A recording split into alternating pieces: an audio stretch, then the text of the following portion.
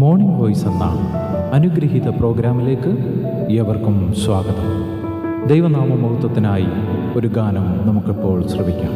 ദൈവത്തെ ഞാൻ മറന്നാലും ആ സ്നേഹത്തിൽ നിന്നകന്നാലും, ദൈവത്തെ ഞാൻ മറന്നാലും ആ സ്നേഹത്തിൽ നിന്നകന്നാലും, അലിയുമാർദ്രമാ ഹൃദയമെപ്പോഴും എനിക്കായി തുടിച്ചിടുന്നു. എന്നെ ഓമനയായി കരുതുന്നു. അതിരുകളില്ലാത്ത സ്നേഹം, ദൈവസ്നേഹം, നിത്യസ്നേഹം. അളവുകളില്ലാത്ത സ്നേഹം, ദൈവസ്നേഹം, നിത്യസ്നേഹം. ഇന്ന് ദൈവവചനത്തിൽ നിന്ന് നമ്മോട് ധ്യാനചിന്ത പങ്കുവയ്ക്കുന്നത് കർത്താവിൻ്റെ ശ്രേഷ്ഠദാസൻ ബോബി ചാർലി മൈലപ്ര. പ്രാർത്ഥനയോടെ ധ്യാനചിന്തകൾ നമുക്ക് ശ്രവിക്കാം. ദൈവനാമത്തിന് മഹത്വമുണ്ടാകട്ടെ. ലോകമെമ്പാടുമുള്ള മോർണിംഗ് വോയിസിൻ്റെ മാന്യ ശ്രോതാക്കൾക്ക് എല്ലാവർക്കും ഞങ്ങളുടെ സ്നേഹവന്ദനം ഞങ്ങൾ പ്രാരംഭമായിട്ട് അറിയിക്കുന്നു. ദൈവം തൻ്റെ പുത്രനായ ക്രിസ്തുയേശുവിൽ നിങ്ങളെ എല്ലാവരെയും അനുഗ്രഹിക്കുകയും തൻ്റെ ദിവ്യമായ സമാധാനത്തിൽ നിങ്ങളെ കാത്തുകൊള്ളുകയും ചെയ്യട്ടെ എന്ന് ഞങ്ങൾ ആശംസിക്കുകയും ദൈവത്തോട് പ്രാർത്ഥിക്കുകയും ചെയ്യുന്നു. സങ്കീർത്തനം 4-ാം അധ്യായം 3-ാം വാക്യം. അവിടെ നാം ഇങ്ങനെ വായിക്കുന്നു: യഹോവ തൻ്റെ ഭക്തനെ തനിക്ക് വേർതിരിച്ചിരിക്കുന്നു എന്നറിവിൻ, ഞാൻ യഹോവയെ വിളിച്ചപേക്ഷിക്കുമ്പോൾ അവൻ കേൾക്കും. തൻ്റെ ചുറ്റും ഭീഷണിയും കലഹവും ഉയർത്തുന്ന ദുഷ്ടന്മാരായ ജനത്തോട് ഒരു ഭക്തൻ വിളിച്ചു പറയുന്ന വാക്കുകളാണ് നാം ഇവിടെ വായിച്ചു കേട്ടത്. താൻ അഭിമുഖീകരിക്കുന്ന പ്രശ്നത്തെക്കുറിച്ച് അവിടെ 2-ാം വാക്യത്തിൽ സങ്കീർത്തകൻ രേഖപ്പെടുത്തുന്നുണ്ട്. അവിടെ ഇങ്ങനെയാണ് കാണുന്നത്. 2-ാം വാക്യം: പുരുഷന്മാരെ, നിങ്ങൾ എത്രത്തോളം എൻ്റെ മാനത്തെ നിന്ദയാക്കി മായയെ ഇച്ഛിച്ച് വ്യാജത്തെ അന്വേഷിക്കും. ദൈവത്തിൻ്റെ പ്രിയമകനായിരിക്കുന്ന ഭക്തനായിരിക്കുന്ന മനുഷ്യനോട് ലോകം ചെയ്യുന്ന ചില കാര്യങ്ങളാണ് ഇവിടെ രേഖപ്പെടുത്തിയിരിക്കുന്നത്. നിങ്ങൾ എത്രത്തോളം എൻ്റെ മാനത്തെ നിന്ദയാക്കും, മായയെ ഇച്ഛിച്ച് നിങ്ങൾ വ്യാജത്തെ എത്രത്തോളം പിന്തുടരും. അപ്പോൾ വ്യാജമായ വാർത്തകളിൽ ആശ്രയിച്ച്, വ്യാജമായ കാര്യങ്ങളിൽ ആശ്രയിച്ച്, അതിനെ മാത്രം പിൻബലമാക്കിക്കൊണ്ട് ദൈവത്തിൻ്റെ പ്രിയനായ ദൈവത്തിൽ ആശ്രയിക്കുന്ന ദൈവഭക്തനോട് ലോകം ചെയ്യുന്ന പ്രവൃത്തികളെ നമുക്ക് ഇവിടെ കാണുവാനായിട്ട് സാധിക്കും. ശത്രുക്കളുടെ സംഖ്യയോ അവരുടെ ബലമോ അവരുടെ സംഘടിത ശക്തി ഒന്നും ഇവിടെ പറയുന്ന ഈ ഭക്തനായ സങ്കീർത്തകനെ ഒട്ടും ഭയപ്പെടുത്തുന്നില്ല എന്ന് നമുക്കിവിടെ കാണുവാനായിട്ട് സാധിക്കും. കാരണം അയാൾ തന്നെ അവകാശപ്പെടും പോലെ അവൻ്റെ ആശ്രയവും ശരണവും യഹോവയെങ്കിലാണ് എന്ന് നമുക്ക് കാണുവാൻ സാധിക്കും. തന്നെയുമല്ല, താൻ ദൈവത്തിൽ ആശ്രയിക്കുന്നു എന്നതിലപ്പുറമായി തൻ്റെ ഭക്തനെ തനിക്കായി വേർതിരിച്ചിരിക്കുന്ന യഹോവയിലാണ് അവൻ ധൈര്യം വെച്ചിരിക്കുന്നത്. യഹോവ തന്നെ ഭയപ്പെടുകയും തന്നിൽ ആശ്രയിക്കുകയും ചെയ്യുന്നവരെ തനിക്കായി വേർതിരിച്ച് കരുതുകയും തൻ്റെ പരിപാലനം അവർക്ക് നൽകുകയും ചെയ്യുന്നു.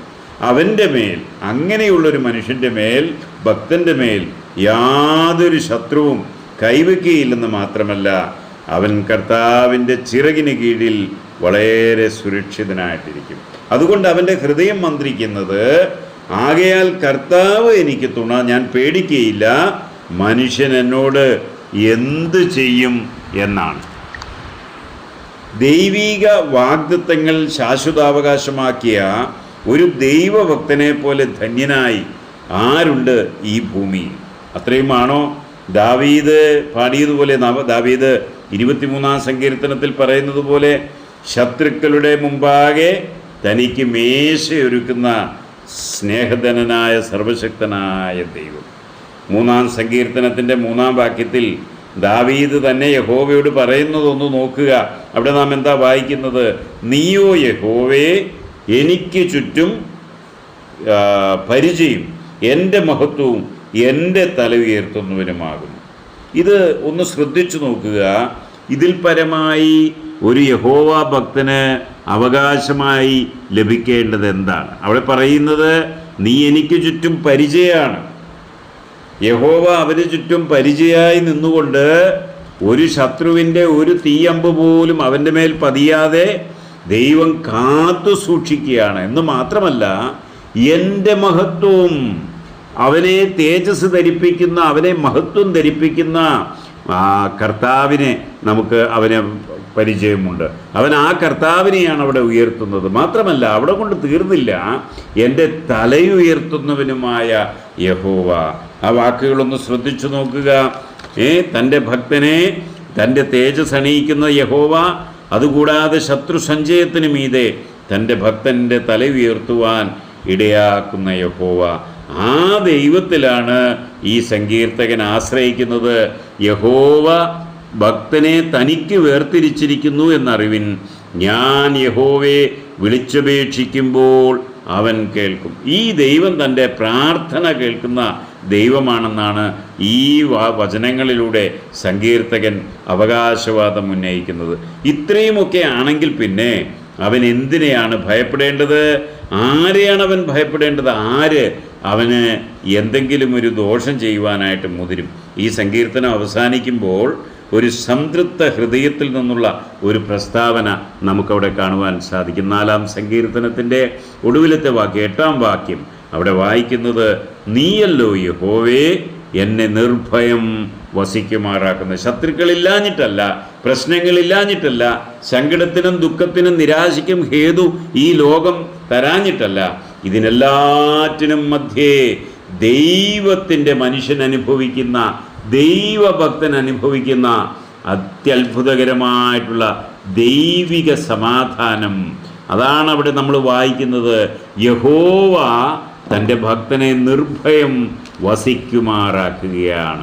നാം 119-ാം സങ്കീർത്തനത്തിൻ്റെ 165-ാം വാക്യത്തിലേക്ക് ചെല്ലുമ്പോൾ, നിന്റെ ന്യായപ്രമാണത്തോട് പ്രിയമുള്ളവർക്ക് മഹാസമാധാനമുണ്ട്, അവർക്ക് വീഴ്ചയ്ക്ക് സംഗതി ഏതുമില്ല എന്ന് കാണുക. ദൈവത്തിൻ്റെ ന്യായപ്രമാണത്തോട് പ്രിയമുള്ളവനായി, ദൈവത്തിൽ ആശ്രയിക്കുന്നവനായി, ശരണപ്പെടുന്നവനായി, ദൈവത്തിൻ്റെ സർവശക്തിയെ അംഗീകരിക്കുന്നവനായിട്ടുള്ള ദൈവ പൈതലിൻ്റെ ഹൃദയത്തിൽ ഏതൊരു പ്രശ്നങ്ങളുടെയും പ്രതിസന്ധിയുടെയും മധ്യേ മഹാസമാധാനമുണ്ട്. തീർന്നില്ല, അവന് വീഴ്ചയ്ക്ക് യാതൊരു സംഗതിയുമില്ല എന്ന് അവിടെ രേഖപ്പെടുത്തിയതായിട്ട് നമുക്ക് കാണുവാൻ സാധിക്കും. പ്രിയ ദൈവ പൈതലേ, ഈ അനുഭവങ്ങൾ നിൻ്റേതുകൂടെയാണോ എന്ന് ഒന്ന് ചിന്തിച്ചു നോക്കുക. ശത്രു നിന്നെ ഞെരുക്കുമ്പോൾ, ചുറ്റും വാടകോരി പ്രതിരോധം തീർക്കുമ്പോൾ, നിന്ദാവചനങ്ങളാൽ നിൻ്റെ ഹൃദയത്തെ തല്ലിക്കെടുത്തുവാനായിട്ട് അവൻ അടുത്തു വരുമ്പോൾ, പ്രിയപ്പെട്ടവരെന്ന് കരുതിയവരൊക്കെ ഒന്നടങ്കം പുറംതിരിഞ്ഞു നിന്ന് നിനക്കെതിരായി തീരുമ്പോൾ, ആരിലാണ് നിൻ്റെ ആശ്രയം? അത് കേവലം ഒരു മനുഷ്യനിലാണോ? ഈ ലോകത്തിൻ്റെ താങ്ങുകളിലാണോ? അതോ ഭക്തനെ തനിക്ക് വേണ്ടി വേർതിരിച്ച് അവന് വേണ്ടി രക്ഷയൊരുക്കുന്ന, അവൻ്റെ സമാധാനമായി വരുന്ന യഹോവയെങ്കിലാണോ? ഇത് നാം വളരെ ശ്രദ്ധയോടെ ചിന്തിക്കേണ്ടതുണ്ട്. ലോകത്തിൻ്റെ താങ്ങുകളിൽ ആശ്രയിക്കരുത്. കാരണം ലോകത്തിൻ്റെ താങ്ങുകൾ തുലവും ദുർബലമാണ്. മനുഷ്യനിൽ ആശ്രയിക്കരുത്. കാരണം അവൻ കേവലം ഒരു ശ്വാസം മാത്രമാണെന്ന് നാം കാണുന്നു. ആ ശ്വാസം നിലയ്ക്കുമ്പോൾ അവൻ മണ്ണിലേക്ക് ചേരും. അവൻ്റെ നിരൂപണങ്ങളും അവനിൽ ആശ്രയിച്ചവരും അവനോടൊപ്പം നശിച്ചു പോകും. എന്നാൽ നമുക്കെന്താണ് ആവശ്യം? നമുക്ക് വേണ്ടത്, നമുക്ക് നമ്മുടെ ദൈവത്തിൽ ആശ്രയിക്കുവാനായിട്ട് സാധിക്കണം. ദൈവത്തിൻ്റെ പ്രമാണങ്ങളിൽ പ്രിയമുള്ളവനായി, ദൈവത്തിൻ്റെ ദിവ്യമായ മഹാസമാധാനം ഉൾക്കൊള്ളുന്നവരായിട്ട് നമുക്ക് തീരുവാൻ ആവശ്യമുണ്ട്. നമുക്ക് നമ്മുടെ ദൈവത്തിൽ ആശ്രയിക്കാം, നമുക്ക് നമ്മുടെ ദൈവത്തിൽ ശരണപ്പെടാം. അവനോട് നമുക്ക് പറയാം നമ്മുടെ എല്ലാ കാര്യങ്ങളും. അവിടുന്ന് നമ്മുടെ വ്യവഹാരങ്ങളെല്ലാം നടത്തിത്തരും. അവിടുന്ന് സർവ്വവല്ലഭനായ ദൈവമാണ്. അതുകൊണ്ട് ഇന്ന് നമുക്കൊന്നിച്ച് ഈ കാര്യം ഏറ്റുപറയാം. ആകയാൽ കർത്താവ് എനിക്ക് തുണ, ഞാൻ പേടിക്കുകയില്ല. മനുഷ്യൻ എന്നോട് എന്തു ചെയ്യും? വളരെ ധൈര്യത്തോടുകൂടെ ഈ വാക്കുകളെ നമുക്ക് ദൈവത്തിൻ്റെ മുമ്പാകെ ഏറ്റുപറയാം, ദൈവത്തിൽ ആശ്രയിക്കാം, ശരണപ്പെടാം. ദൈവം നമ്മെ ഉയർത്തുകയും മഹത്വമണിയിക്കുകയും നമ്മെ പരിചയമായി ചുറ്റും നിന്നുകൊണ്ട് കാത്തു സൂക്ഷിക്കുകയും ചെയ്യും. ഈ വചനങ്ങളാൽ ദൈവം നിങ്ങളെ ആശ്വസിപ്പിക്കട്ടെ. ദൈവിക സമാധാനം നമ്മോടുകൂടി ഇരിക്കുമാറാകട്ടെ. ആമേൻ. ഇതുവരെ ഞങ്ങളെ ശ്രദ്ധിച്ച എല്ലാവർക്കും വീണ്ടും വരുന്ന കർത്താവിൻ്റെ വിശുദ്ധമായ യേശുക്രിസ്തുവിൻ്റെ നാമത്തിൽ ഞങ്ങളുടെ സ്നേഹവന്ദനം അറിയിക്കുന്നു. കർത്താവ് നമ്മളെല്ലാവരെയും അനുഗ്രഹിക്കുമാറാകട്ടെ. ആമേൻ. അമ്മയെന്നെ മറന്നാലും ഈ ലോകമെന്നെ വെറുത്താലും, അമ്മയെന്നെ മറന്നാലും ഈ ലോകമെന്നെ വെറുത്താലും, അജഗണങ്ങളെ കാത്തിടുന്നവൻ എനിക്കായി തിരഞ്ഞിടുന്നു.